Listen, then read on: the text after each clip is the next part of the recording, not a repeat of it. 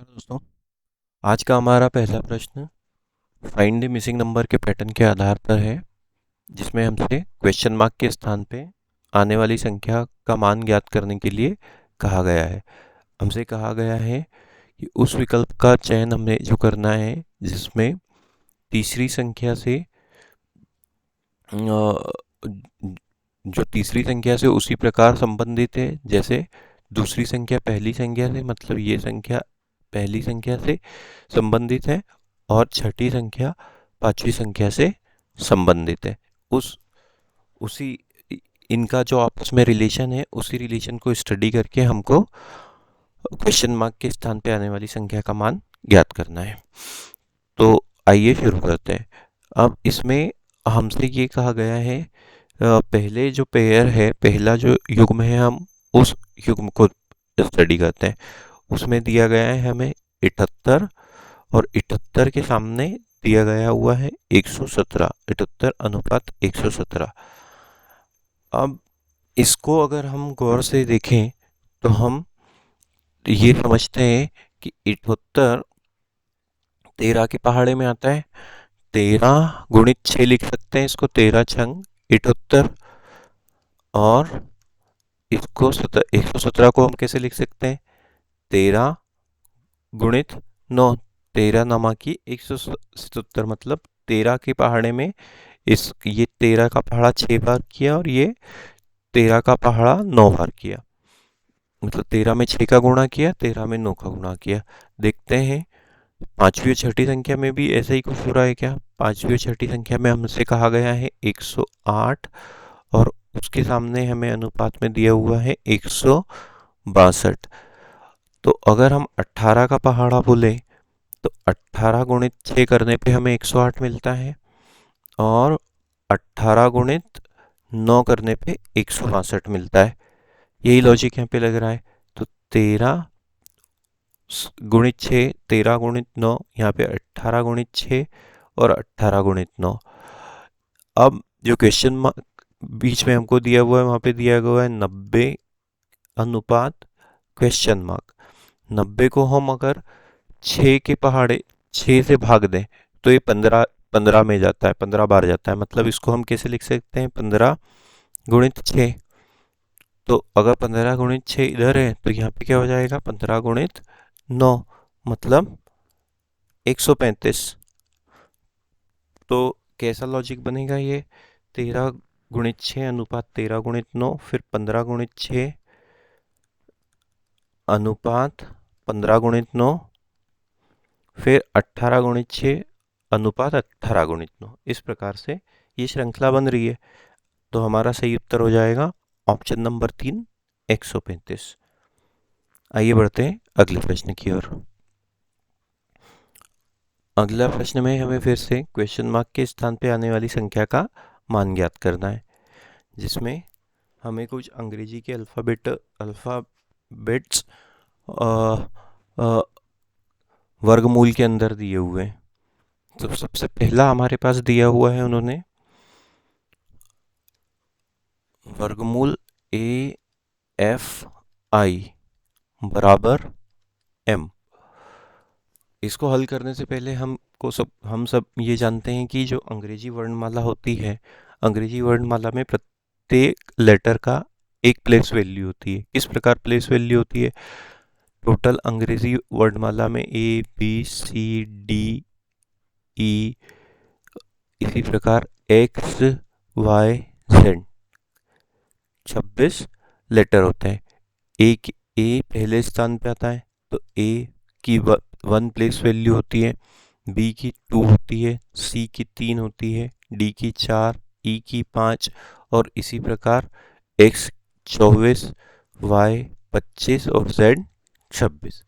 इस प्रकार से इनकी प्लेस वैल्यू लेफ्ट से राइट क्रम में या सीधे क्रम में होती है और किसी किसी प्रश्न में ये उल्टे क्रम में भी होती है, जिसमें हम z को 1, y को 2, x को 3 और ऐसे ही A 26 हो जाता है, B 25 हो जाता है, C 24 हो जाता है, ये D 23 हो जाता है, E 22 हो जाता है। अब इस वाले प्रश्न में देखते हैं कि हमें क्या कहा गया है। अब हमें कहा गया है अगर वर्गमूल के स्थान पे हम संख्या ज्ञात करना चाहें जो लेटर्स दिए हुए हैं, तो ए की प्लेस वैल्यू हम लिखें तो ये कितनी होती है 1, एफ की प्लेस वैल्यू होती है 6 और आई की प्लेस वैल्यू होती है 9। तो ये कितना होता है 1, 6, 9 और इसका वर्गमूल अगर हम निकालें तो 13। और 13 किसकी प्लेस वैल्यू होती है, 13 होती है एम की प्लेस वैल्यू। तो यहाँ पे जो लेटर्स हैं, अंग्रेजी के लेटर्स हैं, उनकी प्लेस वैल्यू का मान रखने पे हमें ये समीकरण हल करने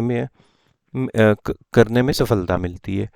जैसे ए का 6 लिखा, एफ का 6 लिखा और आई का 9 लिखा, तो हमें वर्गमूल करने पे 13 प्राप्त हुआ जिसकी प्लेस वैल्यू एम है। दूसरे वाले में भी यही लॉजिक लगाए क्या, वो देख लेते हैं।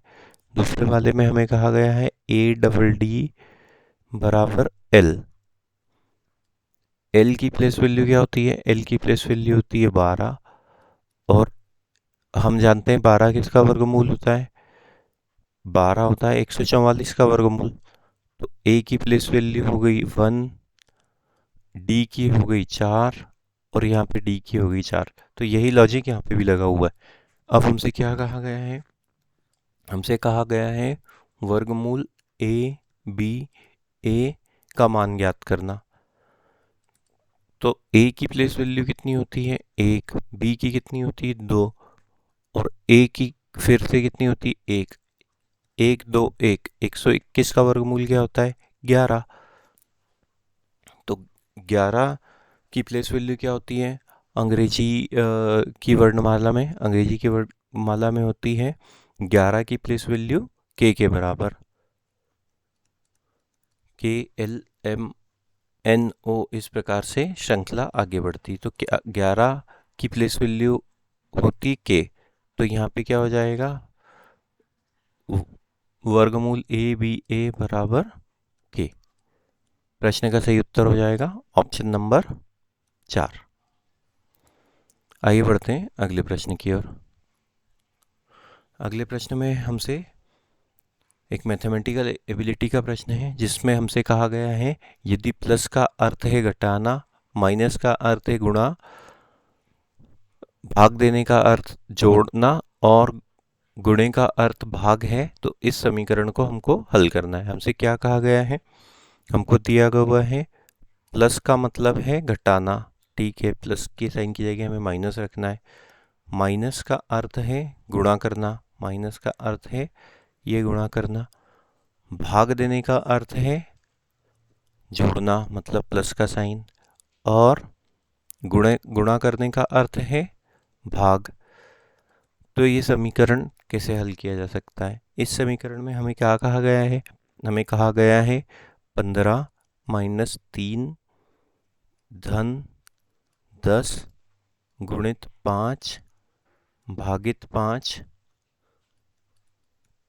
का मान हमको ज्ञात करना है। अब हम इसको जो चिन्हों के अर्थ है उसके साथ प्रतिस्थापित कर देते हैं।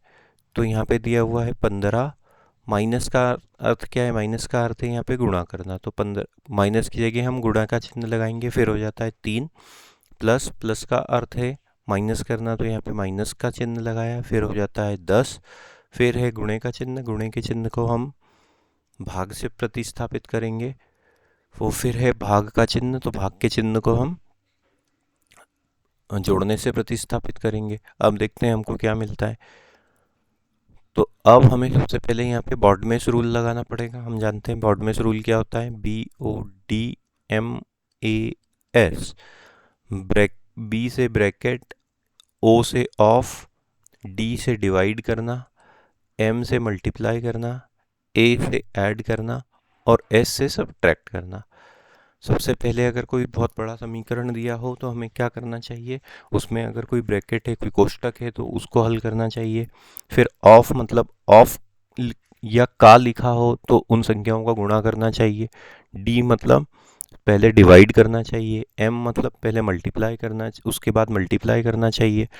और ए मतलब उसके बाद ऐड करना चाहिए और एस मतलब उसके बाद घटाना चाहिए।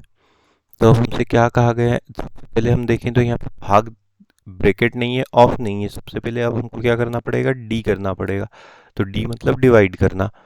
तो इसको हम कैसे लिखेंगे, 15 गुणित 3 माइनस 10 में अगर 5 का भाग दे तो हमको क्या मिलता है, 2 मिलता है, धन 5। अब डी हो गया, डिवाइड हो गया, तो उसके बाद आगे हमें मल्टीप्लाई करना है। मल्टीप्लाई यहाँ पे, मल्टीप्लिकेशन यहाँ पे हो रहा है, तो ये क्या हो जाएगा, 15 तिया 45 माइनस 2 धन 5। और आगे हल कैसे कर सकते हैं, अब एडिशन करना है। तो एडिशन किया तो यहाँ पे 45 में 5 जोड़ने पे 50 प्राप्त होता है, माइनस 2। अब सब्ट्रैक्शन करना है, अब घटाना है, तो 50 में से 2 जाते हैं तो 48 हमें मिलता है। तो समीकरण का को हल करने पे हमें कौन सी संख्या प्राप्त हुई है, हमें प्राप्त हुई है 48। तो प्रश्न का सही उत्तर क्या हो जाएगा, ऑप्शन नंबर 2, 48। आइए बढ़ते हैं अगले प्रश्न की ओर। अगले प्रश्न में हमसे कहा गया है कि दिशा ज्ञान संबंधित प्रश्न है। x और y दोनों एक ही बिंदु से शुरू करते हैं। x 17 मीटर पश्चिम की ओर चलता है, फिर अपने दाईं ओर मुड़ता है और 13 मीटर चलता है।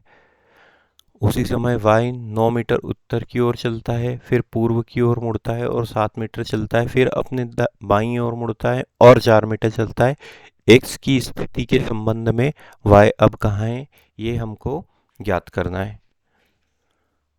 तो जब भी दिशा का प्रश्न आता है तो हमें सबसे पहले क्या करना पड़ता है, दिशा का चार्ट हम बना लेते हैं। दिशा का चार्ट कैसे बनता है, एक प्लस का साइन बनाते हैं, हम मान लेते हैं ये प्लस का साइन है। इसमें हम जानते हैं कि ये वाली दिशा हमें हमेशा नॉर्थ या उत्तर की दिशा होती है, उसके विपरीत ये दिशा साउथ की होती है, साउथ या दक्षिण की। राइट हैंड साइड में ईस्ट या पूर्व दिशा होती है और लेफ्ट हैंड साइड में वेस्ट या पश्चिम दिशा होती है। अब हम देखते हैं हमसे क्या कहा गया है। एक्स और वाई नाम के व्यक्ति दोनों एक ही बिंदु से शुरू करते हैं, तो मान लेते हैं कि ये उनका स्टार्टिंग पॉइंट है, ये स्टार्टिंग पॉइंट है जिसे हम ए पॉइंट बोल देते हैं, ये स्टार्टिंग पॉइंट है एसपी। अब हमसे कहा गया है कि एक्स 17 मीटर पश्चिम की ओर चलता है। मान लेते हैं एक्स पहले चलता है, पश्चिम की ओर चल रहा है, पश्चिम की ओर चल रहा है मतलब लेफ्ट हैंड साइड की ओर चल रहा है। कितनी दूरी चल रहा है, 17 मीटर चल रहा है। तो मान लेते हैं ये दूरी हो गई, यहाँ से यहाँ तक पॉइंट बी हो जाता है और ये दूरी हो जाती है 17 मीटर। तो एक्स किस दिशा में चल रहा है, एक्स इस दिशा में चल रहा है, ये एक्स की दिशा है। अब क्या आगे कहा गया है हमसे, फिर वह अपने दाईं ओर मुड़ता है। दाईं ओर मुड़ता है मतलब, अपने दाईं ओर मुड़ा मतलब यहाँ पे जब वो खड़ा हुआ है तो दाईं ओर मुड़ेगा तो नॉर्थ की तरफ मुड़ेगा, ऊपर की तरफ मुड़ेगा। तो कितना चला अब उसने, 17 मीटर चलने के बाद अब उसने 13 मीटर की दूरी तय की है। तो 13 मीटर मान लेते हैं ये पॉइंट हो जाता है, ये 13 मीटर पॉइंट नंबर सी। आगे अब हमसे कहा गया है उसी समय y 9 मीटर उत्तर की ओर चलता है। तो अब इसी पॉइंट से, ये स्टार्टिंग पॉइंट है, यहाँ से y चलना शुरू करता है और पहले 9 मीटर जाता है। ये हो जाता है, मान लेते हैं ये हो गया b, ये हो गया पॉइंट c, ये मान लेते हैं पॉइंट d है। यहाँ पे आता है y, ये दूरी कितनी हो गई, ये दूरी हो गई 9 मीटर की। 9 मीटर उत्तर की ओर चलता है और फिर पूर्व की ओर मुड़ता है। यहाँ पे आने के बाद अगर वो पूर्व की ओर मुड़ेगा तो किस दिशा में चलेगा, इस दिशा में चलेगा। और कितना चलता है, 7 मीटर चलता है। ये दूरी हो गई 7 मीटर और ये हो गया पॉइंट ई। पूर्व की ओर चलने पे 7 मीटर चलता है। फिर अब इस पॉइंट पे आने के बाद वो क्या करता है, वो अपनी बाईं ओर मुड़ता है और 4 मीटर चलता है। अब यहाँ पे आने के बाद वो लेफ्ट की ओर मुड़ता है, अपने बाईं ओर मुड़ता है और 4 मीटर चलता है। ये हो गया 4 मीटर और ये हो गया पॉइंट एफ। अब हमसे क्या कहा गया है, हमसे कहा गया है ये दिशा है y की, इधर थी x की दिशा, x की स्थिति y के संबंध में अब कहाँ है, तो x यहाँ पे है और y यहाँ पे है। ये दूरी यहाँ से यहाँ तक कितनी है, 13 मीटर। और यहाँ से यहाँ तक अगर ये दूरी को देखें तो ये भी कितनी, ये भी 13 मीटर है। ये 9 और ये 4। ये रेखा खींचने में यहाँ भले ही थोड़ी छोटी होगी लेकिन ये दोनों बराबर ही हैं। ये 13 मीटर और ये 4 और ये 9। और ऐसे अगर जोड़ें इस दूरी को तो ये कितनी है, ये 17 मीटर है और इधर ये है 7 मीटर। तो ये दोनों एक दूसरे के समानांतर खड़े हुए हैं। x यहाँ पे खड़ा हुआ है और y यहाँ पे खड़ा हुआ है और आपस में इनकी दूरी कितनी है, 17 - 7 मतलब 24 मीटर। ये है 24 मीटर की दूरी। x की स्थिति पूछी, मतलब x y के संबंध में कहाँ खड़ा हुआ है, x यहाँ खड़ा हुआ है और y से ये कैसा है, 24 मीटर वेस्ट की तरफ है, 24 मीटर वेस्ट की तरफ। तो ऑप्शन नंबर 1 हमारा सही उत्तर हो जाएगा। x y की तुलना में 24 मीटर वेस्ट की तरफ खड़ा हुआ है। आइए बढ़ते हैं अगले प्रश्न की ओर। अगले प्रश्न में हमें इस श्रृंखला में क्वेश्चन मार्क के स्थान पे आने वाली संख्या का मान ज्ञात करना है। इस श्रृंखला को अगर हम ध्यान से देखें तो हम पाते हैं कि जो श्रृंखला में संख्याएं हैं वो एक दूसरे से काफ़ी ज़्यादा बड़े अंतर से बढ़ रही हैं। जैसे यहाँ पे दिया हुआ है 3, फिर दिया है 12, 12 के बाद सीधे 52, फिर है 159, फिर है 639। मतलब ये संख्याएं एकदम से बड़ी हो रही हैं। जब भी संख्याएं एकदम से बड़ी या एकदम से छोटी होती है तो हमें मल्टीप्लिकेशन या स्क्वायर या क्यूब वाली ट्रिक से उत्तर मिलने की संभावना ज़्यादा होती है। तो यहाँ पे देखते हैं यहाँ पे क्या हो रहा है। यहाँ पे दिया हुआ है सबसे पहले 3, 12। 3 से हम 12 कैसे प्राप्त कर सकते हैं, 3 में यदि हम 4 का गुणा कर दें, 3 में यदि हम 4 का गुणा कर दें तो 12 मिलता है। अब अगर 12 में फिर से 4 का गुणा करें तो 48 ही होता है। यहाँ पे 48 का 48 मिल रहा है। तो ये लॉजिक तो यहाँ पे फॉलो नहीं हो रहा है कि सीधे हम 4 का गुणा करते जाएं और हमें उत्तर मिलते जाए। हम इसे और कैसे हल कर सकते हैं, पहले दिया हुआ है 3, पहले दिया हुआ है 3 और उसके बाद दिया है 12, फिर दिया है 52, फिर दिया है 159 और फिर दिया है 640। तो 3 से 12 हम कैसे प्राप्त कर सकते हैं, अगर हम 3 में 3 का गुणा कर दें, मतलब 3 में 3 का गुणा कर दें तो हमें मिलता है 9 और अगर इसमें 3 और जोड़ दें तो हमें 12 की प्राप्ति होती है। ये वाले लॉजिक से हमें 12 मिलता है कि 3 में 3 का गुणा किया और 3 और जोड़ दिया तो 12 मिल गया। अब 12 से अगर 52 प्राप्त करना है तो हम कैसे कर सकते हैं, 12 में अगर हम 4 का गुणा करें तो 12 चौक होता है 48 और उसमें अगर हम फिर से 4 जोड़ दें तो मिलता है 52। अब यहाँ पे हम इस प्रकार से 52 ज्ञात कर सकते हैं और 52 से अगर हमें 159 प्राप्त करना है तो हमें क्या करना होगा, 52 में अगर हम 3 का गुणा करें, 52 गुणित 3 करें तो होता है 156 और उसमें 3 जोड़ दें तो होता है 159।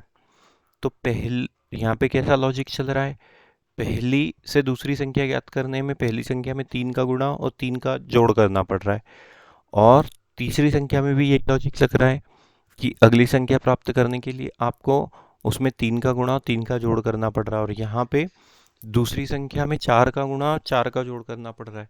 यही लॉजिक यहाँ पे लग रहा है क्या, यहाँ पे हो गया 3 का गुणा और 3 का जोड़, यहाँ पे हो गया 3 का गुणा और 3 का जोड़, तो यहाँ पे 4 था तो यहाँ पे भी 4 वाला होना चाहिए। अगर हम 159 को देखें तो 159 में अगर हम 4 का गुणा करें, 159 में अगर हम 4 का गुणा करें और 4 जोड़ें तो क्या 640 मिलता है क्या, तो 159 में अगर 4 का गुणा करें तो 9 चौक 36 की 6 हासिल क्या है 3, 4 पंजे 20 और 3 23 हासिल क्या है 2, 4 एकम 4 और 2 6, 636 धन 4 बराबर 640। 4 का गुणा करने पे ये मिल रहा है। तो कैसे हुआ है ये, 159 गुणित 4 धन 4 बराबर 640। तो पहले 3 का गुणा किया, 3 जोड़ा, फिर 4, फिर 3, फिर 4। तो अब यहाँ पे क्या होगा, 3 वाला लॉजिक लगेगा। तो इसको कैसे लिखा जाएगा, 640 गुणित 3 धन 3। 640 में 3 का गुणा करने पे हमें मिलता है 3 या 0, 3 चौक 12, हासिल का आया 1, 6 या 18 और 1 19, 1920 धन 3 बराबर 1923। तो इस प्रश्न का सही उत्तर हो जाएगा हमारा ऑप्शन नंबर 4, 1923। उम्मीद करते हैं दोस्तों आपको आज का हमारा ये वीडियो पसंद आ रहा है। इसी प्रकार के प्रश्न और पाने के लिए आप हमारे चैनल को सब्सक्राइब कीजिए और इस वीडियो को अधिक से अधिक मात्रा में शेयर कीजिए। आइए बढ़ते हैं अगले प्रश्न की ओर। अगले प्रश्न में हमसे कहा गया है, कोडिंग डिकोडिंग का प्रश्न है, जिसमें कहा गया है कि एक निश्चित भाषा में इस शब्द जॉनेल को IRMDHO लिखा जाता है, उस कूट भाषा में PLMUTG को कैसे लिखा जाएगा, ये हमको ज्ञात करना है। तो यहाँ पे हमको फिर से वही लॉजिक लगाना पड़ेगा। यहाँ पे हमको फिर से वही लॉजिक जो हम जानते हैं कि अंग्रेजी वर्णमाला में 26 लेटर होते हैं, ABCDEF, इसी प्रकार XYZ, जिसमें A की प्लेस वैल्यू 1, B की 2, C की 3, D की 4, E की 5, F की 6 और इसी प्रकार X की 24, Y की 25 और Z की 26 होती है।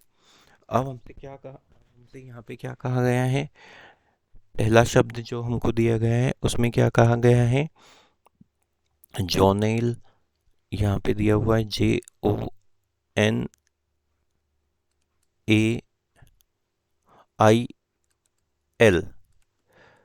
इसके सामने हमसे क्या कहा गया है, इसके सामने है IRMDHO।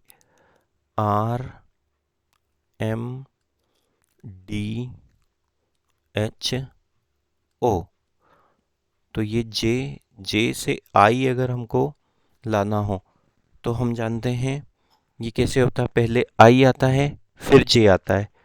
तो यहाँ पे पहले आई आता है फिर जे आता है, तो आई का मान कितना होता है, आई आई का मान और जे का मान हमको यहाँ पे ज्ञात करना है। तो आई का मान हम पहले ज्ञात कर लेते हैं, एफ तक 6 होता है, जे तक एफ जी एच आई जे, इस प्रकार से ही श्रृंखला होती है। तो जी का मान हो गया 7, एच का मान हो गया 8, आई का मान हो गया 9 और जे का मान हो गया 10। तो जे की प्लेस वैल्यू होती है 10 और आई की प्लेस वैल्यू होती है 9। तो यहाँ पे क्या हुआ, एक कम हुआ। इसी प्रकार ओ की प्लेस वैल्यू होती है 15 और आर की प्लेस वैल्यू होती है 18। तो यहाँ पे 3 जुड़ गए, मतलब 3 लेटर आगे बढ़े हैं हम, यहाँ पे +3 हुआ, यहाँ -1 हुआ, यहाँ +3 हुआ। एम की प्लेस वैल्यू होती है 13 और एन की प्लेस वैल्यू होती है 14। तो यहाँ पे फिर क्या हुआ, हम फिर से एक लेटर कम हुए, -1 हुआ। तो किस प्रकार से श्रृंखला पड़ी, -1 +3 -1, देखते हैं यहाँ पे भी +3 हो रहा है क्या, ए की प्लेस वैल्यू होती है 1 और डी की प्लेस वैल्यू होती है 4। तो यहाँ पे भी +3 हुआ। श्रृंखला किस प्रकार से आगे बढ़ रही है, -1 +3 -1 +3, यहाँ पे -1 हो रहा है क्या। अब देखते हैं, एच की प्लेस वैल्यू है 9 और आई की प्लेस वैल्यू है, एच की प्लेस वैल्यू होती है 8 और आई की प्लेस वैल्यू होती है 9। तो यहाँ पे -1 हुआ है। और इसी प्रकार एल की प्लेस वैल्यू होती है,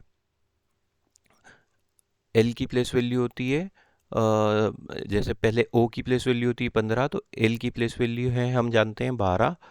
तो यहाँ पे +3 हो रहा है, -1 +3 -1 +3, इस प्रकार से श्रृंखला आगे बढ़ रही है। अब हमसे क्या कहा गया है, हमको जो शब्द दिया गया है उसका हमको कैसे लिखा जाएगा ये हमको ज्ञात करना है। PLMUTG T G. इसको करने के लिए हमको क्या करना पड़ेगा, पहले -1 करना पड़ेगा पहली बार में, और दूसरी बार में +3 करना पड़ेगा, और दूसरी बार में +3 करना पड़ेगा। और इसी प्रकार -1 +3 -1 +3 के हिसाब से ये श्रृंखला आगे बढ़ेगी। तो P के पहले कौन सा शब्द आता है, O आता है। O मतलब 15 और P मतलब 16, -1 हुआ। अब +3 करना पड़ेगा, +3 करना पड़ेगा।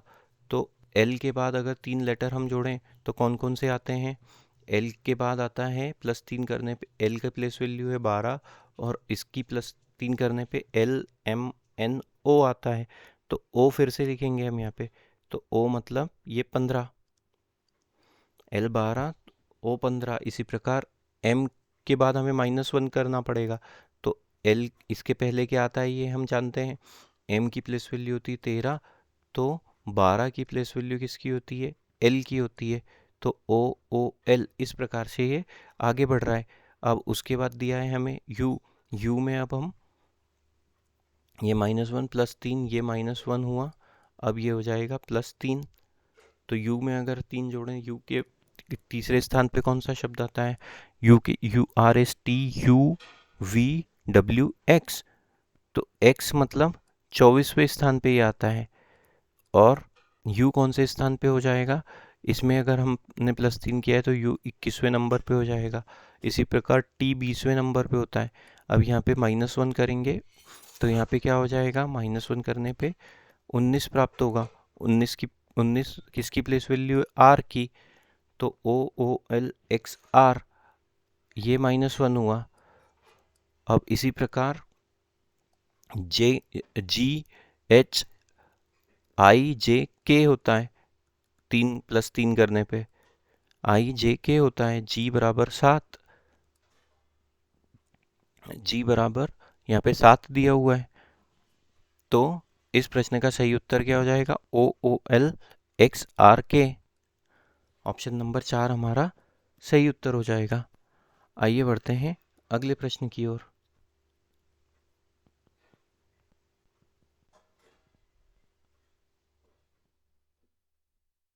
इसमें हमसे कहा गया है कि 6 मित्र ABCDE और F पूर्व की दिशा में मुख करके एक पंक्ति में बैठे हैं। C A और E के बीच में बैठा है, B E के ठीक दाईं ओर है लेकिन D के बाईं ओर है, F दाएं छोर पे नहीं है। B और C के बीच में कौन है, ये हमको ज्ञात करना है।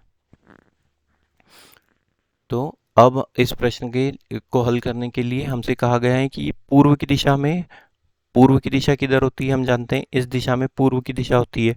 तो पूर्व की दिशा में ये सभी लोग इस दिशा में मुंह करके बैठे हुए हैं। तो ये पंक्ति कैसे बनेगी, ये पंक्ति इस प्रकार से वर्टिकल पंक्ति बनेगी जिसमें 6 मित्र दिए हुए हैं, 1 2 3 4 5 और ये 6। अब हमें इनका क्रम ज्ञात करना है। क्या कहा गया है हमें, सबसे पहले C A और A के बीच में है, तो मान लेते हैं ये C है, ये किसके बीच में है, A और A के बीच में। तो दो संभावनाएं बनेगी, या तो A ऊपर होगा और E नीचे होगा, ये पहली संभावना। और दूसरी संभावना क्या है, E ऊपर होगा, C बीच में होगा और A नीचे होगा, यही दो संभावनाएं बनती है। अब क्या कहा गया है, B E के ठीक दाईं ओर है, B E के ठीक दाईं ओर। तो अगर हम इन इन दो कॉम्बिनेशन को देखें तो E इस दिशा में मुंह करके बैठा है, तो इसका दाहिना किधर होगा, दाहिना हमेशा नीचे की तरफ होगा।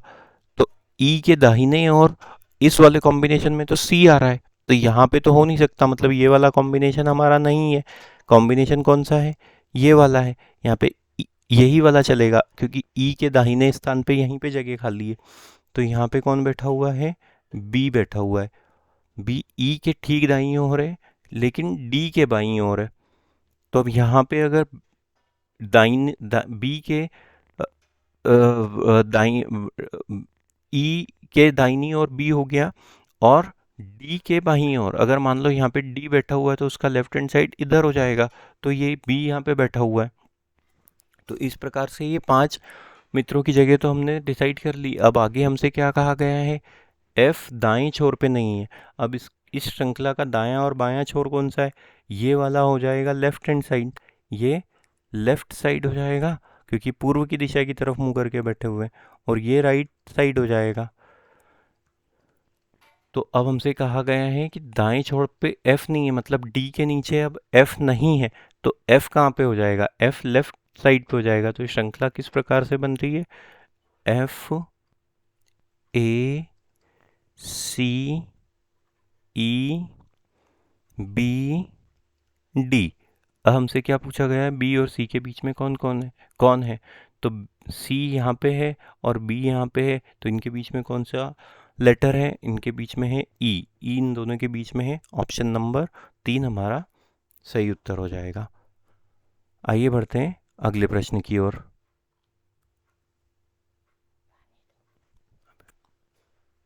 हमसे इसमें कहा गया है कि निम्नलिखित प्रश्नों में एक एक शब्द के बाद 4 अन्य शब्द आते हैं जिसमें से एक दिए गए शब्द के अक्षरों को उपयोग करके नहीं बनाया जा सकता।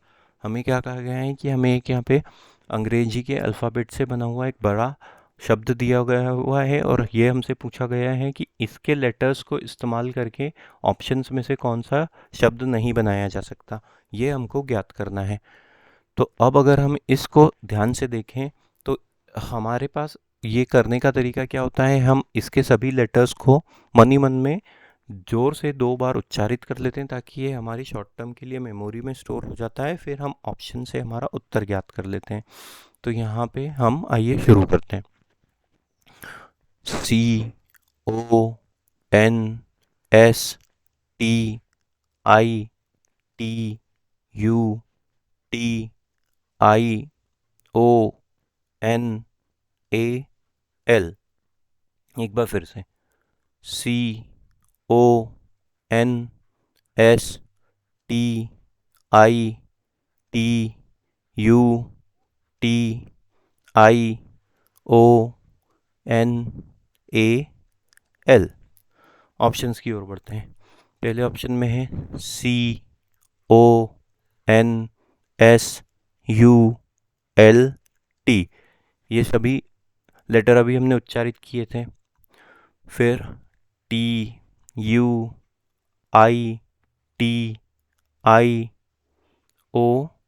ये सभी भी हमने उच्चारित किए थे। TALE,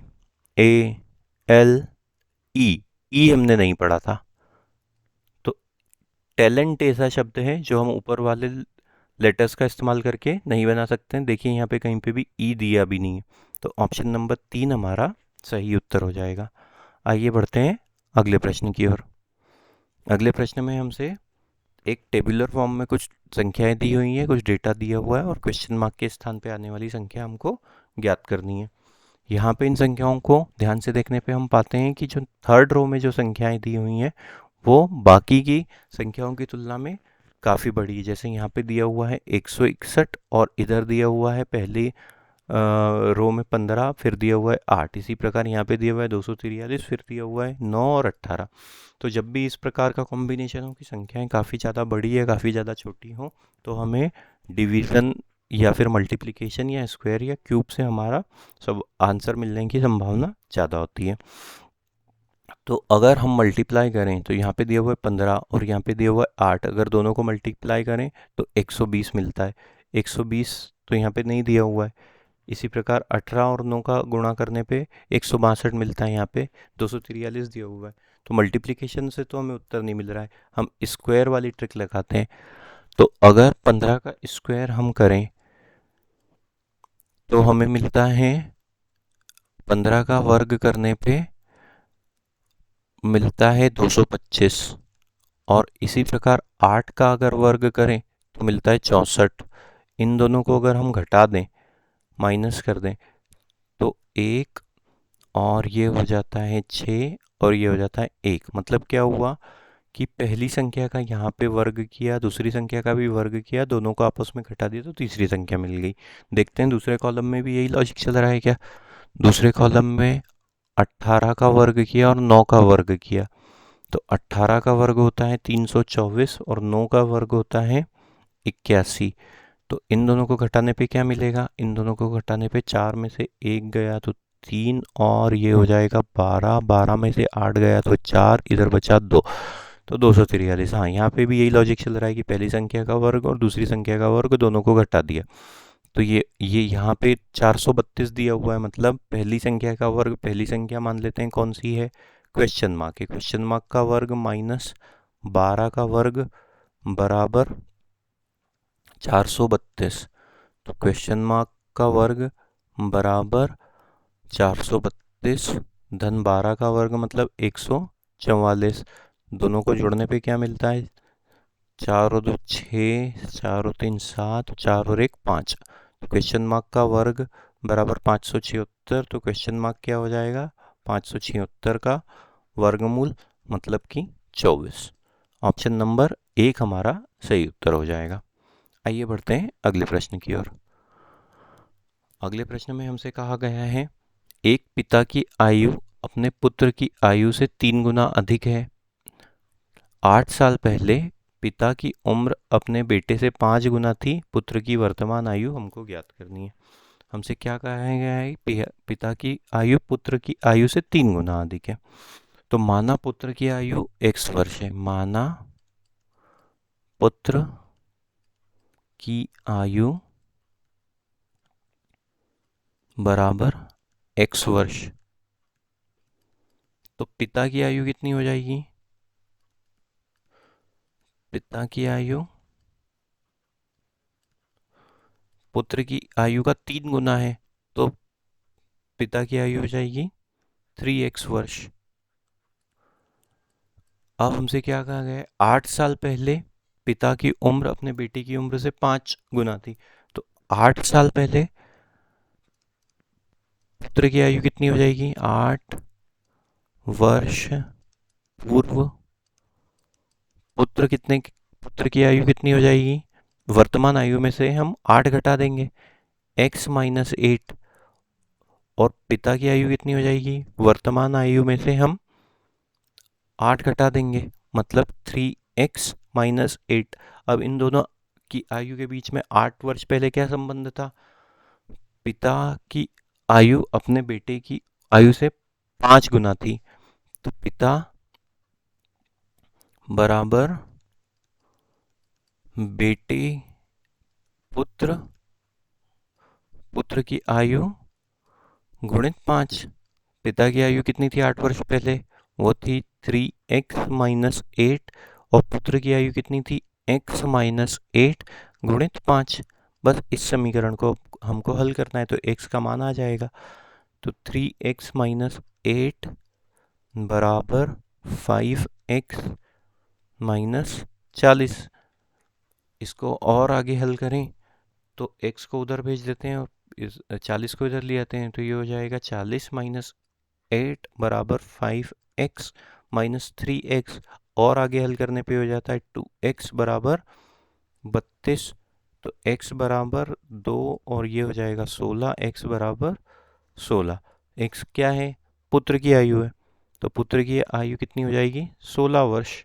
हमसे क्या पूछा गया है प्रश्न में? पुत्र की वर्तमान आयु क्या है? तो पुत्र की वर्तमान आयु हो जाएगी 16 वर्ष। ऑप्शन नंबर 3 हमारा सही उत्तर हो जाए। उम्मीद करते हैं दोस्तों आपको आज का हमारा ये वीडियो पसंद आया होगा। कृपया करके हमारे चैनल को सब्सक्राइब कीजिए और इस वीडियो को अधिक से अधिक मात्रा में शेयर कीजिए। Thank you.